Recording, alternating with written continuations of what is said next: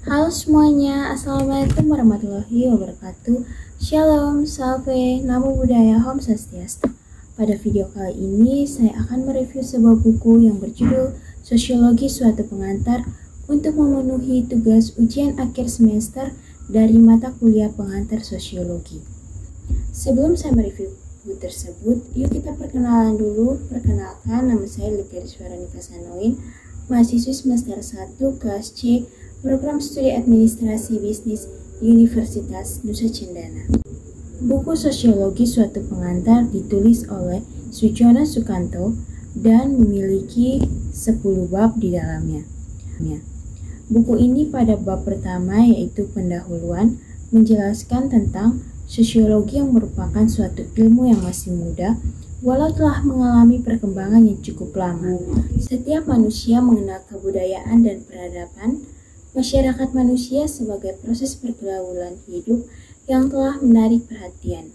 Ilmu pengetahuan merupakan pengetahuan yang tersusun secara sistematis dan penggunaan kekuatan pemikiran. Pengetahuan yang mana selalu dapat diperiksa dan ditelaah dengan kritis. Tujuan ilmu pengetahuan yang murni adalah ilmu pengetahuan yang bertujuan untuk membentuk dan mengembangkan ilmu pengetahuan secara abstrak untuk mempertinggi mutunya tanpa menggunakan di dalam masyarakat. Ilmu pengetahuan terapan adalah ilmu pengetahuan yang bertujuan untuk mempergunakan dan menerapkan ilmu pengetahuan tersebut di dalam masyarakat. Gambaran ringkasan tentang sejarah teori sosiologi.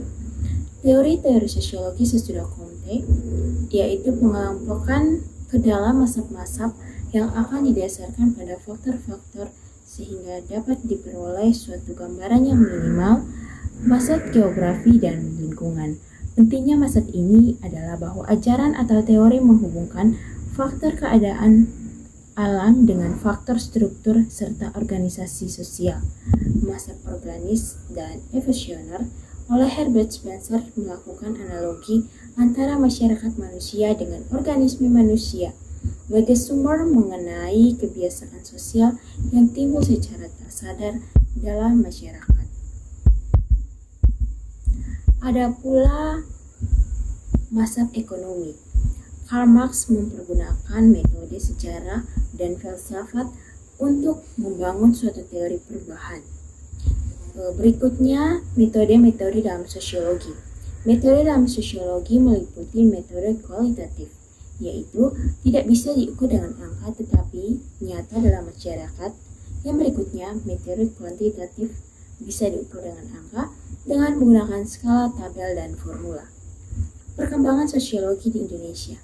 Perkembangan sosiologi ditandai dengan ciri-ciri bahwa pada mula sosiologi hanya dianggap sebagai ilmu pengetahuan, ilmu pembantu belaka bagi ilmu-ilmu lain. Dengan kata lain, sosiologi pada waktu itu belum dianggap cukup penting dan cukup dewasa untuk dipelajari dan dipergunakan sebagai ilmu pengetahuan, terlepas dari ilmu pengetahuan lainnya. Bab kedua membahas tentang proses sosial dan interaksi sosial. Proses sosial adalah cara berhubungan yang dapat dilihat apabila para individu dan kelompok saling bertemu dan menetapkan bentuk hubungan atau apa yang terjadi apabila ada perubahan yang menyebabkan goyahnya cara hidup yang telah ada. Dalam proses sosial melibatkan interaksi sosial sebagai faktor utama dalam kehidupan sosial. Interaksi sosial berguna untuk menelaah dan mempelajari banyak masalah di dalam masyarakat. Interaksi sosial merupakan kunci semua kehidupan sosial karena tanpa interaksi sosial tak akan mungkin ada kehidupan bersama. Syarat terjadinya interaksi sosial yaitu adanya kontak sosial dan adanya komunikasi. Bentuk-bentuk interaksi sosial yaitu berupa kerjasama, persaingan, akomodasi, dan bahkan pertentangan atau pertikaian. Proses-proses interaksi yang pokok yaitu proses-proses yang asosiatif. Kerjasama adalah usaha bersama untuk mencapai tujuan bersama. Akomodasi adalah cara untuk menyelesaikan pertentangan.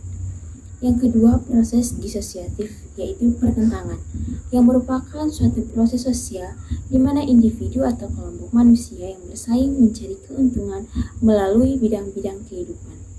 Yang berikutnya, kontroversi, adalah suatu bentuk proses sosial yang berada dalam persaingan dan pertentangan serta pertikaian. Pada bab ketiga membahas tentang kelompok-kelompok sosial dan kehidupan masyarakat. Pendekatan sosiologis terhadap kelompok-kelompok sosial. Kelompok sosial atau social group adalah himpunan atau kesatuan manusia yang hidup bersama dengan adanya hubungan di antara mereka. Hubungan tersebut antara lain menyangkut hubungan timbal balik yang saling mempengaruhi, juga suatu kesadaran untuk saling menolong. Tipe-tipe kelompok sosial. Ada klasifikasi tipe-tipe kelompok sosial. Tipe-tipe kelompok sosial dapat diklasifikasikan dari beberapa sudut pandang atau ukuran. Yang kedua, kelompok sosial dipandang dari sudut pandang individu. Dalam masyarakat, yaitu suatu kompleks individu biasanya menjadi anggota dari kelompok sosial tertentu, sekaligus dengan demikian maka terdapat derajat tertentu serta arti tertentu bagi individu sehubungan dengan keanggotaan kelompok sosial. Yang ketiga yaitu in-group dan out-group. In-group adalah kelompok sosial di mana individu mengidentifikasikan dirinya, serta out-group adalah kelompok sosial yang individu diartikan sebagai lawan in-group. Yang keempat, kelompok primer dan kelompok sekunder. Kelompok primer atau phase two group merupakan kelompok sosial yang paling sederhana, di mana anggotanya saling mengenal antara satu sama dengan yang lainnya.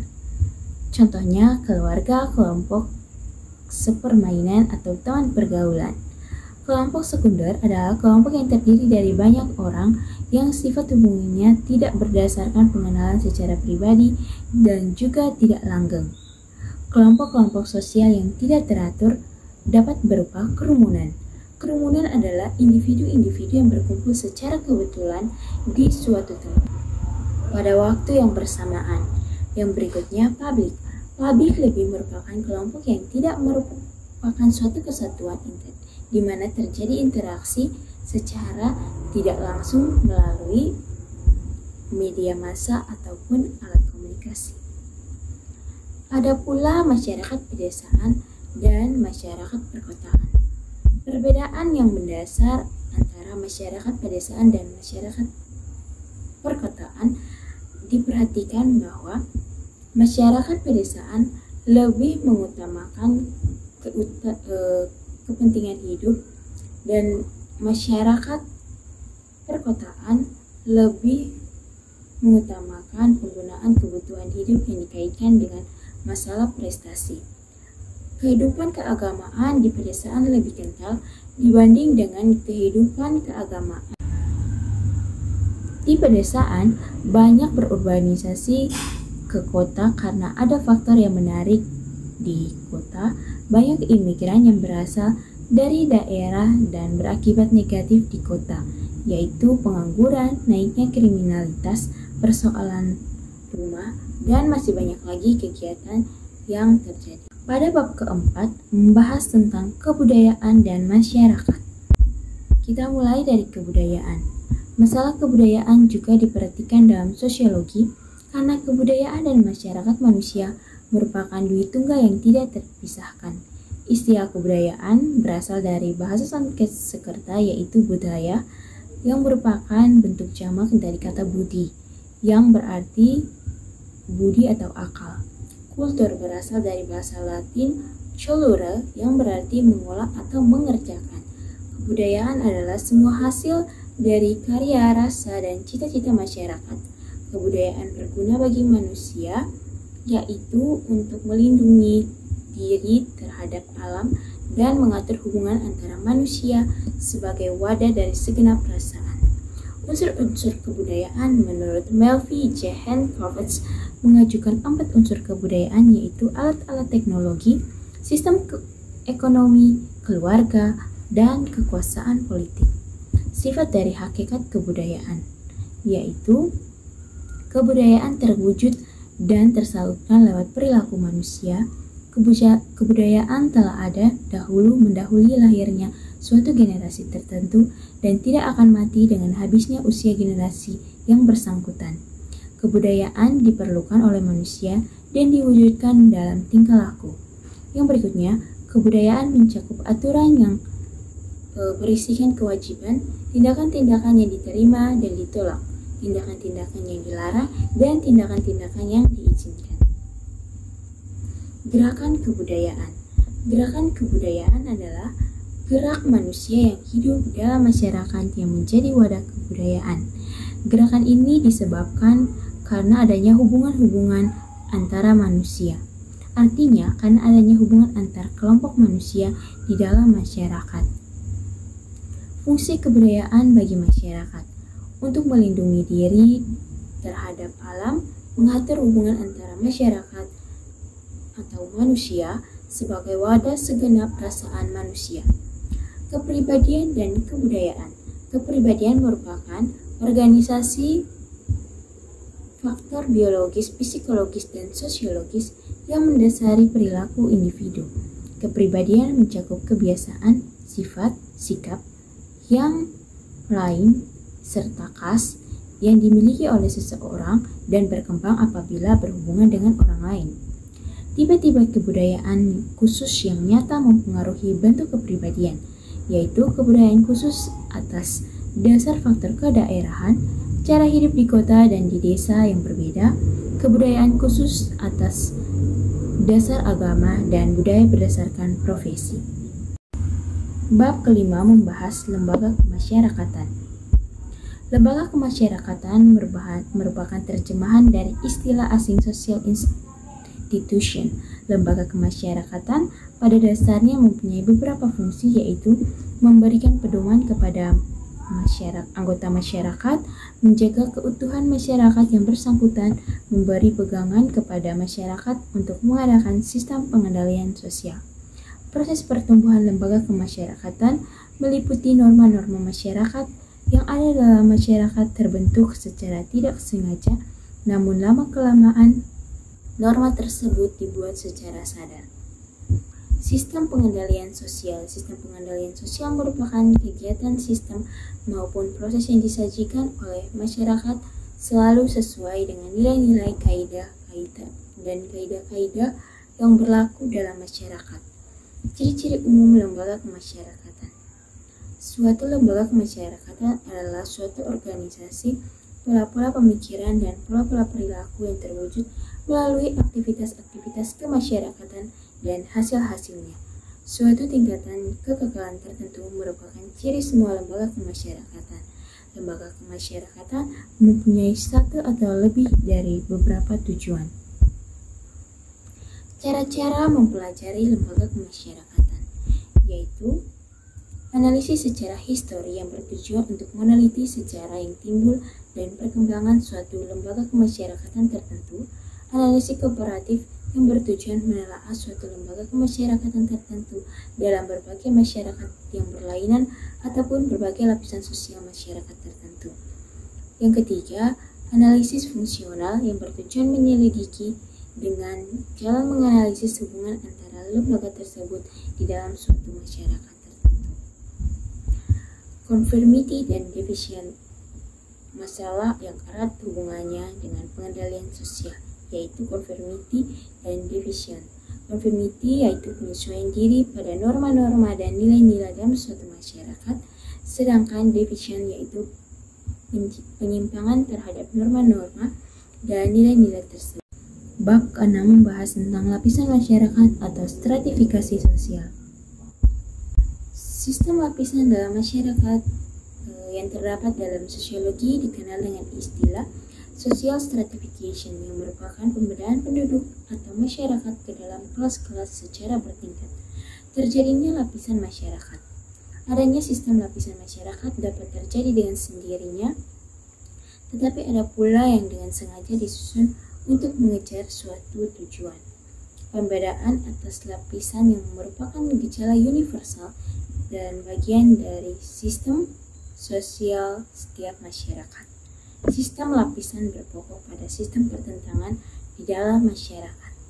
Yang kedua, sistem lapisan dapat dianalisis dalam arti-arti sebagai berikut, yaitu distribusi hak-hak istimewa yang diobjeksi seperti penghasilan, kekayaan, dan keselamatan, sistem pertentangan yang diciptakan para warga masyarakat. Kriteria sistem pertentangan dapat berdasarkan kualitas pribadi, keanggotaan kelompok kerabat tertentu. Sistem lapisan masyarakat memiliki sifat yang dapat tertutup dan dapat pula terbuka. Bersifat tertutup tidak memungkinkan pindahnya seseorang dari satu lapisan ke lapisan lain, baik jarak pindahnya itu ke atas atau ke bawah. Dengan demikian, satu-satunya jalan untuk masuk menjadi anggota suatu lapisan masyarakat adalah dengan kelahiran. Sebaliknya, dengan sistem terbuka. Kelas-kelas dalam masyarakat. Kelas sosial adalah semua orang dan keluarga yang sadar akan kedudukannya di dalam satu lapisan, sedangkan kedudukan mereka itu diketahui dan diakui oleh masyarakat umum. Dasar lapisan masyarakat. Ukuran yang biasa dipakai untuk menggolongkan anggota masyarakat ke dalam lapisan masyarakat adalah ukuran kekayaan, kekuasaan, kehormatan, dan ilmu pengetahuan. Unsur-unsur lapisan masyarakat. Hal ini mewujudkan unsur-unsur baku dalam teori sosiologi tentang sistem lapisan masyarakat, yaitu kedudukan dan peran. Lapisan yang sengaja disusun. Lapisan ini disusun agar organisasi dapat bergerak secara teratur untuk mencapai tujuan yang diinginkan oleh para penciptanya. Sistem kedudukan dalam organisasi formal timbul karena perbedaan-perbedaan keutuhan, kepentingan, dan kemampuan individual yang mencakup hal-hal sebagai berikut, yaitu perbedaan kemampuan individu, perbedaan-perbedaan yang menyangkut kesukaran-kesukaran untuk melakukan berbagai macam jenis pekerjaan. Mobilitas sosial atau social mobility. Gerakan sosial atau sosial mobilitas merupakan suatu gerakan dalam struktur sosial, yaitu pola-pola tertentu yang mengatur organisasi suatu kelompok. Prinsip-prinsip umum yang sangat penting bagi gerakan sosial vertikal yaitu hampir tidak ada masyarakat yang sifat lapisannya mutlak tertutup, di mana sama sekali tidak ada gerakan sosial yang vertikal. Begitupun terbukanya sistem lapisan dalam suatu masyarakat, tak mungkin gerakan sosial yang vertikal dilakukan dengan sebebas-bebasnya. Gerakan sosial vertikal yang umum berlaku bagi semua masyarakat, tak ada setiap masyarakat yang mempunyai ciri-ciri sendiri bagi gerakan sosial yang vertikal. Laju gerakan sosial vertikal yang disebabkan oleh faktor-faktor ekonomi, politik, serta pekerjaan adalah berbeda. Perlunya sistem lapisan masyarakat. Manusia pada umumnya bercita-cita agar ada perbedaan kedudukan dan peran dalam masyarakat. Setiap masyarakat harus menempatkan individu pada tempat tertentu dan struktur sosial yang mendorong mereka untuk melaksanakan kewajiban sebagai akibat dari penempatan tersebut. Bab ke-7 membahas tentang kekuasaan, wewenang, dan kepemimpinan. Hakikat kekuasaan dan sumbernya. Kekuasaan mencakup kemampuan untuk memerintah dan juga untuk memberi keputusan yang secara langsung maupun tidak langsung, serta mempengaruhi tindakan-tindakan. Unsur-unsur saluran kekuasaan dan dimensinya yaitu rasa takut, rasa cinta, kepercayaan, dan pemujaan. Dimensi kekuasaan yaitu kekuasaan yang sah dengan kekerasan, kekuasaan yang sah tanpa kekerasan, dan kekuasaan yang tidak sah dengan kekerasan. Cara-cara mempertahankan kekuasaan dengan jalan meninggalkan segenap peraturan-peraturan lama, mengadakan sistem kepercayaan, pelaksanaan administrasi dan birokrasi yang baik, mengadakan konsolidasi secara horizontal dan vertikal. Bentuk-bentuk kekuasaan pada masyarakat tertentu di dunia. Menurut Mark Iber, ada 3 pola umum sistem lapisan kekuasaan atau piramida kekuasaan: tipe kasta, tipe oligarkis, dan tipe demokratis. Wewenang adalah suatu hak yang telah ditetapkan dalam suatu tata tertib sosial untuk menetapkan kebijakan, menentukan keputusan, mengenal persoalan yang penting, Dan untuk menyelesaikan pertentangan, wewenang ada 3 macam, yaitu wewenang karismatik, tradisional, dan rasional atau legal. Kepemimpinan. Kepemimpinan adalah kemampuan seseorang untuk mempengaruhi orang lain, sehingga orang lain tersebut bertingkah laku sebagaimana dikehendaki oleh pemimpin tersebut. Menurut Astabrata, kepemimpinan akan berhasil dan harus memenuhi syarat-syarat kepemimpinan sebagai berikut: Indrapatra, Yamabrata, Suryabrata, Bayubrata, Danabrata, dan Pacabrata, serta Agnibrata, yang penjelasannya dapat dibaca di samping tugas dan metode. Secara sosiologi, tugas-tugas pokok pemimpin adalah memberikan suatu kerangka pokok yang jelas yang dapat dijadikan pemegang bagi para pengikut-pengikutnya, mengawasi, mengendalikan, serta menyalurkan perilaku warga masyarakat yang pemimpinnya bertindak sebagai wakil kelompok kepada dunia di luar kelompok yang dipimpin. Suatu pemimpin dapat dilaksanakan atau diterapkan dengan berbagai cara. Cara-cara tersebut lazimnya dikelompokkan dalam kategori sebagai berikut: cara otoriter, cara demokrasi, dan cara bebas. Bab ke-8 membahas tentang perubahan sosial dan kebudayaan. Perubahan sosial adalah segala perubahan pada lembaga kemasyarakatan dalam suatu masyarakat yang mempengaruhi sistem sosial, termasuk dalamnya nilai-nilai, sikap-sikap, dan pola perilaku di antara kelompok-kelompok dalam masyarakat. Hubungan antara perubahan sosial dan perubahan kebudayaan.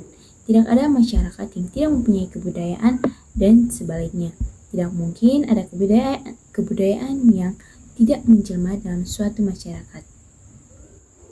Hal ini mengakibatkan bahwa garis pemisah dalam kenyataan hidup antara perubahan sosial dan kenyataan lebih sukar lagi untuk ditegaskan. Biasanya, kedua gejala itu dapat ditemukan di hubungan timbal balik sebagai sebab dan akibat. Bentuk perubahan sosial dan kebudayaan, perubahan lambat dan perubahan cepat, perubahan kecil dan perubahan besar, perubahan yang dikehendaki atau perubahan yang direncanakan, dan perubahan yang tidak dikehendaki. Faktor-faktor yang menyebabkan perubahan sosial dan kebudayaan. Sebab yang bersumber dalam masyarakat itu sendiri, bertambah atau berkurangnya penduduk, penemuan-penemuan baru, pertentangan-pertentangan dalam masyarakat, terjadinya pemberontakan atau revolusioner dalam tubuh masyarakat itu sendiri.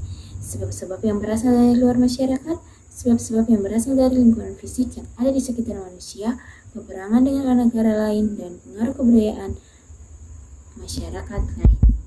Proses-proses perubahan sosial dan kebudayaan. Penyesuaian masyarakat terhadap perubahan. Keserasian atau harmoni dalam masyarakat merupakan keadaan yang diidam-idamkan setiap masyarakat. Keserasian masyarakat dimaksud sebagai suatu keadaan di mana lembaga kemasyarakatan yang pokok benar-benar berfungsi dan saling mengisi. Yang kedua, saluran-saluran perubahan sosial dan kebudayaan. Saluran-saluran perubahan sosial dan kebudayaan merupakan saluran-saluran yang dilalui oleh suatu proses perubahan. Umumnya saluran-saluran tersebut adalah lembaga-lembaga kemasyarakatan dalam bidang pemerintahan, ekonomi, pendidikan, agama, dan rekreasi, serta bidang-bidang lainnya. Yang ketiga, disorganisasi dan reorganisasi. Arah perubahan. Arah atau gerak perubahan adalah bergerak meninggalkan faktor yang diubah, akan tetapi setelah meninggalkan faktor itu terjadi perubahan yang lebih signifikan. Modernisasi. Dalam proses modernisasi tercakup satu transformasi total dari kehidupan bersama yang tradisional atau postmodern dalam artian teknologi secara organisasi sosial ke arah pola-pola ekonomis dan politik yang menjadi ciri negara-negara barat yang stabil. Syarat modernisasi yaitu cara berpikir yang ilmiah, sistem administrasi negara yang baik, adanya sistem pengumpulan data yang baik dan teratur, penciptaan iklim dan travel dari masyarakat, tingkat organisasi yang tinggi, serta sentralisasi wewenang dalam pelaksanaan social planning. Bab ke-9 membahas tentang masalah sosial dan manfaat sosiologi. Masalah sosial menyangkut nilai-nilai sosial dan moral. Masalah tersebut merupakan persoalan karena menyangkut tata kelakuan dan immoral berlawanan dengan hukum yang bersifat merusak. Klasifikasi masalah sosial dan sebab-sebabnya. Klasifikasi masalah sosial berdasarkan sumbernya yaitu ekonomis, biologis, biopsikologis, dan kebudayaan. Klasifikasi yang berbeda mengadakan penggolongan atas dasar kepencangan dalam warisan fisik, warisan biologis, warisan sosial, dan kebijakan sosial.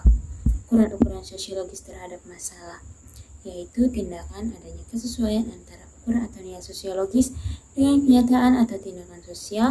Sumber sosial dari masalah sosial itu merupakan akibat dari suatu gejala sosial atau bukan dan menyebabkan masalah sosial. Pihak yang menetapkan apakah suatu kepincangan merupakan gejala sosial atau tidak tergantung dari karakteristik masyarakat. Manifest social problems dan lethal social problems. Perhatian masyarakat dalam masalah sosial, sistem nilai dan dapat suatu masyarakat sosial agar diperbaiki. Pemecahan masalah sosial.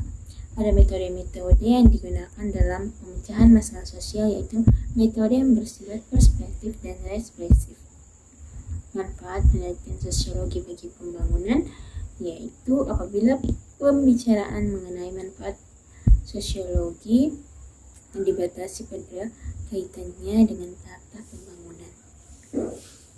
Pada tahap perencanaan diperlukan data yang relatif lengkap, yaitu data tersebut mencakup pola interaksi sosial, kelompok-kelompok sosial yang menjadi bagian masyarakat, kebudayaan yang berintikan pada nilai-nilai dan lembaga sosial serta stratifikasi sosial. Tokoh-tokoh yang mempengaruhi perkembangan sosiologi yaitu Auguste Comte, Herbert Spencer, Emile Durkheim, Max Weber, Charles Hanson Clough, dan George Simmel, sesuai dengan periode yang telah dijelaskan. Bab ke-10 penutup, keterkaitan public speaking dengan sosiologi komunikasi. Public speaking atau berbicara di depan umum merupakan suatu kegiatan yang berintikan pada interaksi sosial. Dampak pada sistem sosial budaya. Secara etimologis, dampak berarti pelanggaran atau tubrukan atau pula dapat dikatakan sebagai benturan. Oleh karena itu, dampak pada sistem sosial budaya diartikan sebagai pelanggaran terhadap sistem sosial budaya. Tinjauan sosiologi mengenai lingkungan, anak, dan remaja yang menunjang tumbuhnya motivasi dan keberhasilan studi anak. Hubungan antar kelompok serta hubungan manusia dengan kelompok yang disebut dengan interaksi sosial. Di dalam interaksi sosial melibatkan anak dan remaja. Terjadi proses sosialisasi. Sosialisasi tersebut merupakan suatu kegiatan yang bertujuan agar pihak yang dididik atau diajak kemudian mematuhi kaidah-kaidah dan nilai-nilai yang berlaku serta dianut oleh masyarakat. Lingkungan-lingkungan yang mempengaruhi tumbuhnya motivasi dan keberhasilan studi anak dan masyarakat antara lain orang tua, saudara-saudara, kerabat dekat, kelompok sepermainan atau pergaulan, kelompok pendidik. Orang tua sebenarnya merupakan kunci motivasi dan keberhasilan studi anak dan remaja. Demikian review buku Sosiologi Suatu Pengantar yang ditulis oleh Sujono Sukanto. Kiranya review buku ini dapat menambah wawasan teman-teman dan juga bermanfaat untuk kita ke depannya. Mohon maaf bila ada salah kata atau ucapan. Dan buat kalian semuanya, jangan lupa like, comment, share, and subscribe video ini. Di akhir kata saya mengucapkan Assalamualaikum warahmatullahi wabarakatuh. Shalom, salve, Namo Buddhaya, Om Swastiastu.